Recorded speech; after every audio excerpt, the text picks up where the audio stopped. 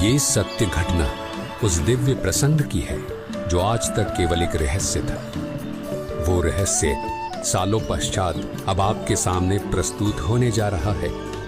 संत रामपाल जी महाराज जी के जीवन का वो महत्वपूर्ण दिन जिसके विषय में उन्होंने आज तक भक्त समाज के समक्ष केवल सांकेतिक और आंशिक वर्णन किया था, अब उनकी आज्ञा से वो दिव्य प्रसंग विस्तार से प्रस्तुत हो रहा है। ये प्रसंग उस दिन का है जिस दिन संत रामपाल जी महाराज जी को कबीर परमेश्वर जी स्वयं इस धरातल पर आकर मिले थे। हे गुरुदेव राम देवानंद जी महाराज, ना जाने आपने इस दास में क्या देखा कि आपने इस दास को इतनी बड़ी जिम्मेदारी दे दी। अपने बाद मुझे गुरु पद पर बैठा दिया।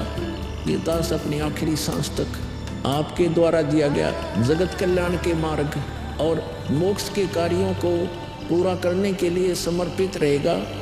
परमात्मा का सत्य ज्ञान और सच्चा मंत्र हर घर तक पहुंचा के छोड़ूंगा, फिर चाहे कुछ भी बीते मेरे साथ। ये दास आजीवन परमात्मा के मार्ग में कार्यरत रहेगा।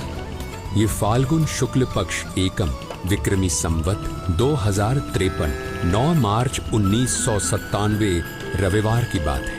संत रामपाल जी महाराज हरियाणा के झज्जर जिले के एक झाड़ली कस्बे में गरीबदास जी महाराज जी की वाणी का पाठ करने गए थे। वहां किसी कारणवश पाठ रद्द होने की वजह से वे वापस आ रहे थे। वहां से लौटते समय संत रामपाल जी महाराज कबीर परमात्मा की याद में मग्न अपने दुपहिए वाहन पर सवार वापस लौट रहे थे। संत रामपाल जी महाराज स्कूटर को रास्ते में एक चाय की दुकान के पास रोक देते हैं। राम राम महाराज जी। राम राम भगत जी। महाराज जी चाय समोसा लगा दूं? हाँ भगत जी लगा दीजिए।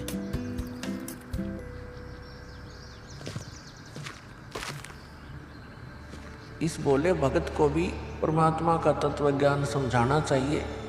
भगत जी, कबीर परमात्मा की भक्ति करनी चाहिए। मनुष्य जीवन हमें सिर्फ इसीलिए मिलता है। मानुष जन्म दुर्लभ है ये नलन बोरे, जैसे तरवर से पत्ता टूट गिरे वो बोड़ न लगता डोरी।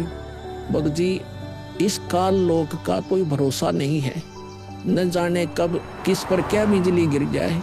इसलिए कहता हूँ आपको कि कबीर परमात्मा से जुड़ जाओ, नाम दीक्षा लेकर अपना कल्याण करवा लो। वो कबीर परमात्मा यह भी आपकी और आपके परिवार की रक्षा करेगा और मृत्यु के बाद सीधा मोक्ष को प्राप्त कर जाओगे। ठीक कहते हो महाराज जी। ये कबीर परमात्मा ऐसे गंदे लोक में जहां आदमी की जिंदगी का पल का भरोसा नहीं, व्यक्ति यहाँ जी कैसे रहा है, ना जाने कब क्या हो जाए, कब कौन सी बीमारी हो जाए, कब दुर्घटना हो जाए, कब कोई संसारिक आपदा आ जाए। दाता, आपकी भक्ति के बिना यहाँ किसी को ना सुख मिल सकता है और न ही मोक्ष। ये बात ये बोले जीव कब समझेंगे? आखिर ये अज्ञान अंधेरा कब दूर होगा दाता? आप ही दया करेंगे कबीर परमेश्वर। ये बोले जीव तो अपना जीवन आपकी भक्ति के बिना व्यर्थ ही कर रहे हैं। चाय पीने के बाद संत रामपाल जी महाराज मातन हिल की तरफ निकल पड़ते हैं। बिन उपदेश अचंभ है, क्यों जीवित है प्राण, और भक्ति बिना काठोर है, ये नर नहीं पाषाण। आगे चलकर संत रामपाल जी महाराज स्कूटर को एक पुलिये के पास रोक देते हैं। इस पुलिये की खास बात ये थी कि संत रामपाल जी महाराज जी ने इस पुलिये को सिंचाई विभाग में जूनियर इंजीनियर रहते हुए स्वयं बनाया था। क्योंकि यह पूरा क्षेत्र जंगल नुमा था, इसलिए संत रामपाल जी महाराज जी को इस पुलिये पर बैठना बहुत अच्छा लगता था और नौकरी के दौरान वो इस पुलिये पर बैठकर परमात्मा की याद में खो जाया करते थे। हे दयालु कबीर परमात्मा, आप जी हम नीचों के लिए 600 वर्ष पहले एक धानक रूप धारण कर इस गंदे लोक में 120 वर्ष तक रहे। आप जी को गर्म तेल के कढ़ाई में डाला गया, खूनी हाथी से मरवाने की कोशिश की गई, दरिया में डुबोकर मारने की कोशिश की गई। आप जी को बदनाम करने हेतु झूठी चिट्ठी डाली गई। आपके साथ कितने जुल्म ढाए गए, फिर भी हे दयालु कबीर परमात्मा, आपने क्या कुछ नहीं किया। अपनी सतलोक से बिछुड़ी आत्मा को अपनी शरण में लेने के लिए, इस तत्व ज्ञान को सब जीवों तक पहुंचाने के लिए।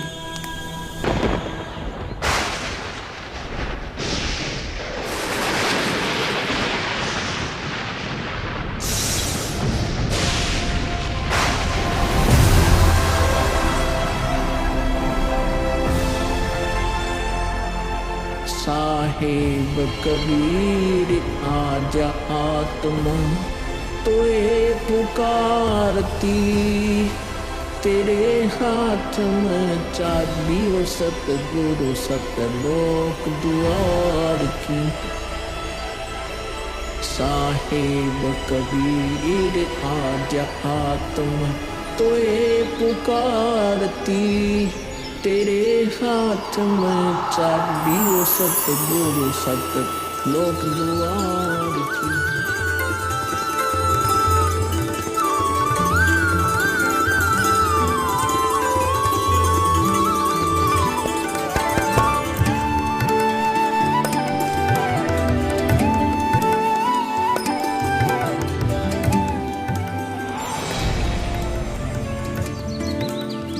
राम राम भगत जी। राम राम। आओ भगत जी बैठिए, खड़े क्यों हो? संत रामपाल जी महाराज अपने परने को पुलिया की दीवार पर बिछा देते हैं और महात्मा जी से बैठने का आग्रह करते हैं। कहाँ से आए हो बेटा, क्या करते हो? भगत जी, वैसे तो मेरा गांव धनाना है, जिला सोनीपत में पड़ता है। अब एक छोटा सा मकान बनाकर रोहतक में रहता हूँ। जूनियर इंजीनियर था, लेकिन अब नौकरी छोड़ दी है। बेटा, तेरे धनाना और रोहतक वाले घर के बारे में तो मैं अच्छी तरह से जानता हूँ, और यह भी जानता हूँ कि तेरे 2 पुत्र और 2 पुत्री हैं। मैं तो यह पूछ रहा था कि इस जन्म से पहले तेरा घर कहाँ था? अरे, इन महात्मा जी को मेरे बारे में इतना कैसे पता है? महात्मा जी, जन्म से पहले हम सतलोक में थे, वही हमारा घर था। लगता है ये भगत जी राधा स्वामी पंथ के अनुयायी हैं। इनको सत्य का ज्ञान कराना चाहिए। मेरे गुरुजी स्वामी रामदेवानंद जी हैं। मेरे भगवान कबीर देव जी सृष्टि के रचनहार हैं, वही सतपुरुष है। कुछ पंथ वाले सतलोक के विषय में तो बताते हैं, लेकिन वे सतपुरुष को निराकार बताते हैं, जो कि बिल्कुल झूठ है।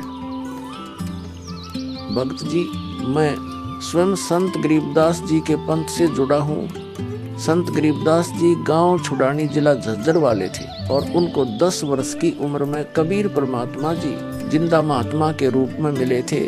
उसके बाद कबीर परमात्मा जी गरीबदास जी की आत्मा को अपने साथ सतलोक ले गए थे, और वहाँ की सारी व्यवस्था दिखाकर उन्हें इस धरती पर वापस छोड़ा था।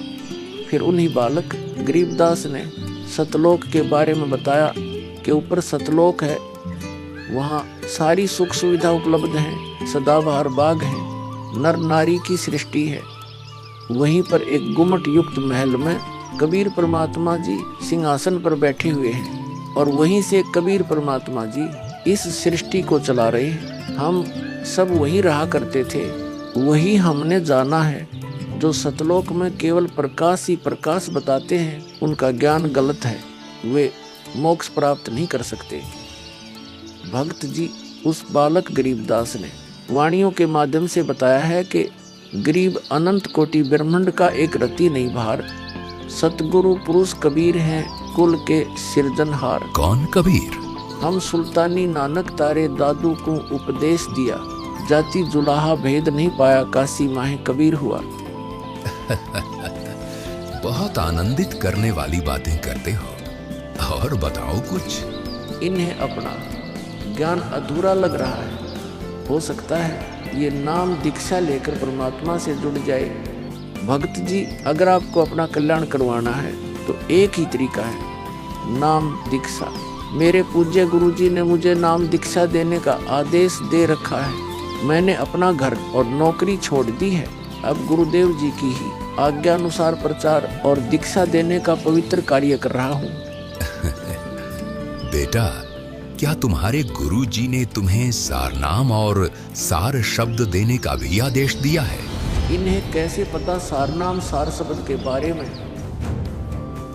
गुरुदेव की आज्ञा थी कि अभी सारनाम को सार्वजनिक नहीं करना है। उन्होंने कहा था कि मुझे स्वयं परमेश्वर कबीर जी मिलेंगे और वही मुझे सारनाम को सार्वजनिक करने का सही समय बताएंगे। तब तक यह सारनाम केवल विशेष विश्वास पात्र अनुयायियों तक सीमित रखना है। बेटा रामपाल, मैं ही सत्य पुरुष कबीर हूँ। अब वह समय आ गया है सारनाम और सार शब्द प्रदान करने का। वह भक्त जी, मैंने आपको बता दिया कि कबीर परमेश्वर मुझसे मिलने आएंगे, तो आप स्वयं ही कबीर परमेश्वर बन बैठे। मैंने अपने गुरु जी से पूछा था कि हे गुरुदेव, मैं कैसे पहचानूंगा जो मुझे मिलेंगे कि वे कबीर भगवान हैं? गुरु जी स्वामी राम देवानंद जी बोले, यह विश्वास करवाना व पहचान करवाना उनका काम है। तभी तो मैं बता रहा हूँ, मैं ही सत्य पुरुष कबीर हूँ। कबीर परमेश्वर जी सबको जिंदा बाबा के वेश में मिले हैं। आप तो जिंदा बाबा वाले वेश में नहीं हो। जिंदा महात्मा तो मुसलमान साधु होते हैं। मुसलमान धर्म तो अभी 1500 साल पहले ही बना है। मेरा असली वेश तो यही है जिस रूप में मैं तुम्हारे सामने खड़ा हूँ। रामपाल, तुम मेरी परम हंस आत्मा हो। जगत कल्याण के लिए मैंने ही तुझे भेजा है। अब सही समय आ गया है सार नाम और सार शब्द देने का। मैं कभी सिर पर मुकुट, कभी पगड़ी, कभी टोपी धारण कर लेता हूँ। चारों युगों में आता हूँ। सतयुग में सत सुकृत नाम से, त्रेता युग में मुनींद्र नाम से, द्वापर युग में करुणामय नाम से और कलयुग में अपने वास्तविक नाम कबीर देव यानी कबीर नाम से आता हूँ और तेरे जैसी हंस आत्माओं से मिलकर उनका भ्रम दूर करता हूँ। लेकिन अगर तुझे केवल जिंदा महात्मा के रूप में विश्वास है तो मैं तुझे अपना वो रूप भी दिखा देता हूँ। ये देख।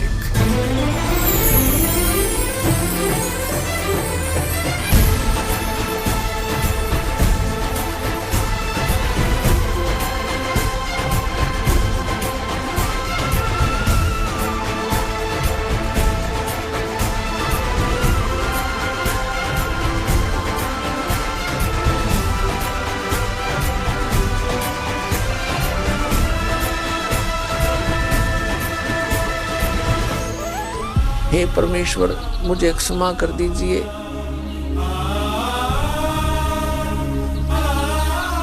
मुझसे अनजाने में गलती होगी।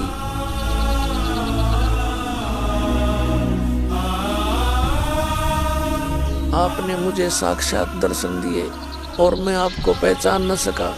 मुझे क्षमा कर दीजिए परमपिता। बेटा रामपाल, अब वो समय आ गया है जो मैंने धर्मदास को कहा था कि कलयुग बीते 5505 तब यह वचन मेरा होगा साचा। यानी जब कलयुग 5505 वर्ष बीत जाएगा तब मैं खुद इस धरातल पर आऊंगा और अपने बच्चों को तत्व ज्ञान समझाकर इस काल लोक से सतलोक ले जाऊंगा। बेटा रामपाल, तुम मेरी परम हंस आत्मा हो। अब इसके आगे बेटा मैं ही तेरे रूप में सारी लीला करूंगा और यह तत्व ज्ञान अपने बच्चों को बताऊंगा। उन्हें सतलोक की राह दिखाऊंगा।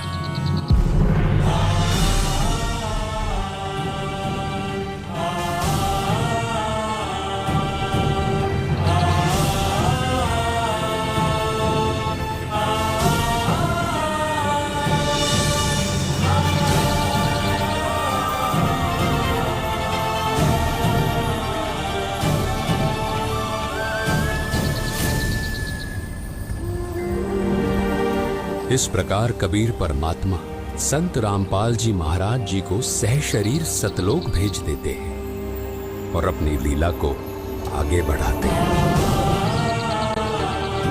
गवी ख्यालवी साल सतगुरु अतल दिगंबर धीर भक्ति हेत काया धर आए अवगत सहत कबीर भक्ति हेत काया धर आए अवगत सहत कबीर अमर करूं सतलोक पठाऊं तात बंदी छोड़ कहाऊं।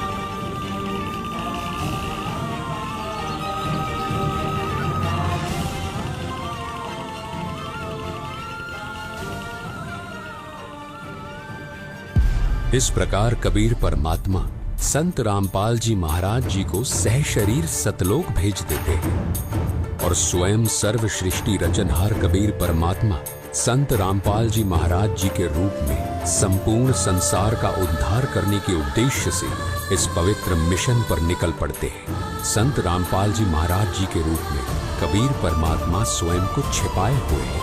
उनके इस लीला को समझना आम जीव की समझ से बहुत दूर है। एक संत के स्वरूप में परमात्मा के अभिनय की ये अद्भुत सच्चाई भक्त समाज के लिए जानना बहुत जरूरी था। साक्षात कबीर परमात्मा के स्वरूप बंधी छोड़ सद्गुरु रामपाल जी भगवान की जय हो। अब बच्चों